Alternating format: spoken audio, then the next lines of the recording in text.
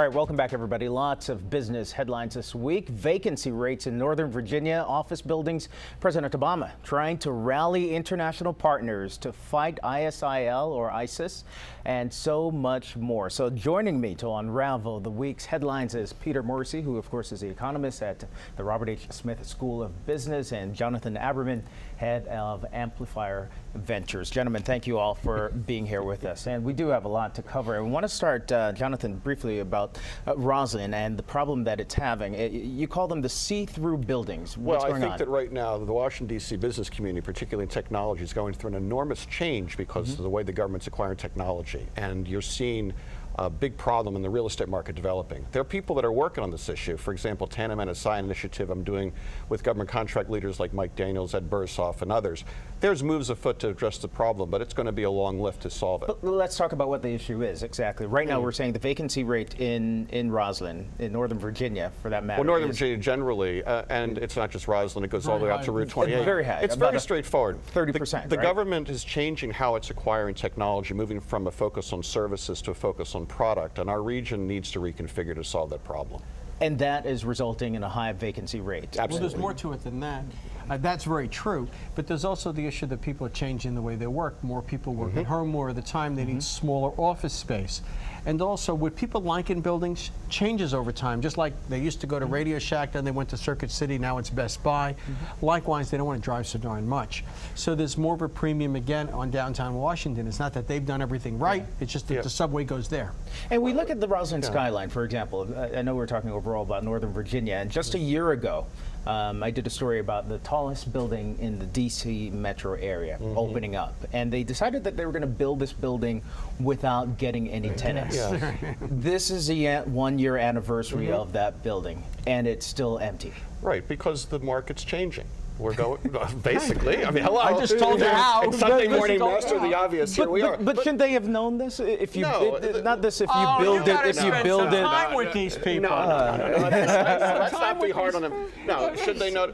Here's for a 37-story building that's empty. For a 20-year cycle, we've been able to go and grow and expand with the way the federal government did business. And over the last couple of years of sequestration and changes in national security threats, the world has changed in a significant way. I don't think anybody could have predicted sequestration, for example. Yeah, but it's more to it than that. The guy that starts a business or builds a building that goes to the bank and wants 90% financing has to absolutely believe in what he's doing, and he can't see any problems down the road.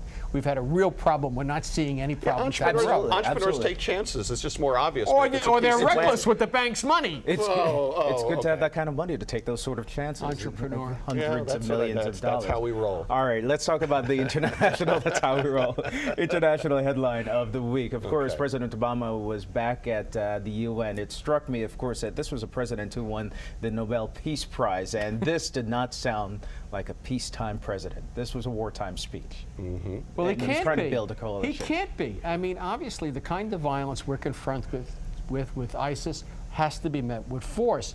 All of us good conservatives were saying, welcome to the party, congratulations, you're not a teenager anymore, when he said that at the UN.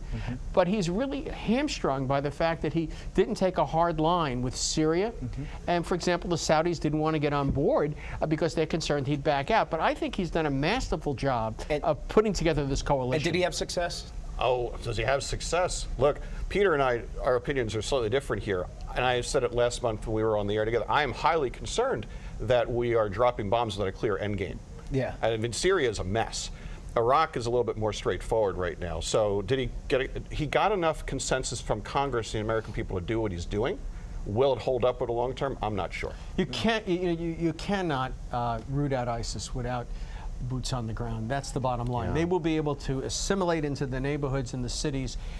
The army will be able to disperse until the bombing goes away. You can't dry up all their funding because it comes from so many places. Without going in there and rooting them out, you're not going to get rid of them. And I'm not sure that conversation has really been had, that we really are It had to have been had by now. well, we've watched it all the unfold. president's being told that by his generals, and he simply doesn't want to listen. I don't think the American Talk people about cognitive dissonance. Oh, okay. But we're not cognitive dissonance. I mean, This is like a big freshman issue. seminar, you know, with this guy when it comes to that. Don't be too hard on him. He got bullied into it, I think. I think he did, but it was kind of strange bedfellows to be able to see that the president of the U.S. was on the side of Iran, in essence, there. It is bizarre. Well, the United States being on the side of Iran and being in the situation what it is with Syria, I mean, we're creating an opportunity for them. That's exactly right. But again, I said this last month. Fundamentally, it's part of the religious civil war that goes on in the Middle East and been going on for a long time. All right, I'm sure we'll find a solution soon. Let's hope. Peter and I will figure it out. Let's talk about something that probably this is going to be an exercise in futility, is the way I kind of think of it. When we talk about climate change, of course, the UN once again there was a lot that took place with climate change this week. We had some protests on Wall Street, of course, all throughout New York, and then the UN met for 2 days to say that we're going to try to make a lot of promises. No doubt they will have success with this, you would think, Jonathan. I would think. Well, so first of all, let's all acknowledge that climate change is a real thing. Even Peter and I talked about this, and Peter's on record. The issue right now is, what are people going to do about it? And the challenge is that to do something about it requires big actions, and it requires actions on the part of government, or we wait for the free market to do it. Okay. I think that that's really what the challenge is. Well, the market's doing a lot of it in the United States, but not in other places. Notably absent from these discussions at the UN were China, India, and Russia. 3 of the 5 biggest polluters around. The other 2 are the United States and Japan. I mean, did you know that China adds the equivalent of another Japan every 18 months and another United States every 3 years? So even if we cut our pollution in half, we're only pushing back the clock by about a year. And of course, some would say that we have to lead from a standpoint of but that's silly. Well, not silly. Come on. Some would say, look, my job is to talk about the some who aren't you. But those some that are saying are the President of the United States and his principal advisors. I mean, has China followed any of our noble examples in the last 20 years? Our noble examples. I can't think of one. Which is why I say it's an exercise in futility. You recall the last time we had one of these conferences or one of these meetings in Denmark, and we had all these promises and all these programs, and nothing happened. Well, that's not true. The United States, although it didn't sign the agreement, has pretty well lived up to it, which is very common for the U.S. with international agreements. Okay. We tend to initial them, the Senate doesn't pass them, and then the President implements them.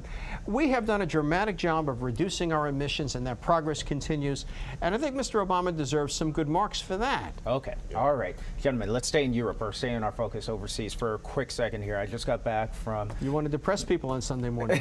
No, this is all good. If you're planning on traveling overseas, the dollar's very strong. It is because the European economy is a basket case. Exactly. Because so the world's betting on our economy. That's what you say, Peter, that Europe is on the brink of what? A recession. Again. Again. Yes, several of the European economies are contracting. The Germans, the largest economy in the world, isn't growing simply because Germany won't reform its economy. Germany is essentially mugging the Club Med states, Spain, Italy, Greece, with this currency system of theirs.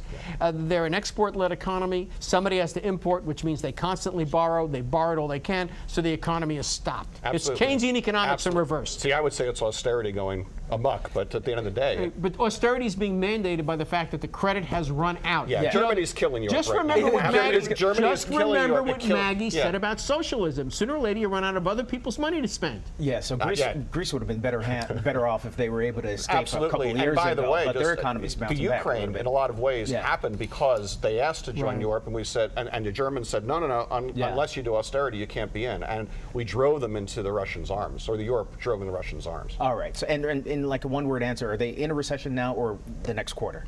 They're not there yet. But soon. Tottering on the brink. On the brink. You're asking me to forecast? I'm only an economist.